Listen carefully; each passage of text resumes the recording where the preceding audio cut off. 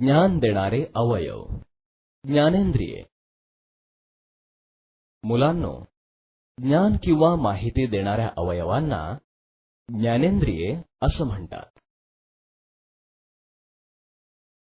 आपल्याला ज्ञान देणारे अवयव 5 आहेत.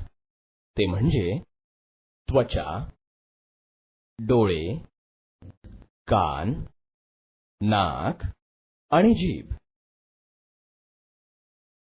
ही ज्ञानेंद्रिये फार उपयोगी आहेत. यांच्यामुळे आपल्याला अनेक गोष्टी कळतात. त्वचा. त्वचेमुळे आपल्याला वस्तूंचा स्पर्श कळतो. वस्तू थंड आहे का गरम आहे, खडबडीत आहे का गुळगुळीत आहे, कडक आहे का मऊ आहे, बोथट आहे का धारदार आहे, हे आपल्याला त्वचेमुळे कळतं. डोळे. आपण डोळ्यांनी बघतो. समोरची वस्तू, तिचा आकार, तिचा रंग हे आपल्याला डोळ्यांमुळे कळतं.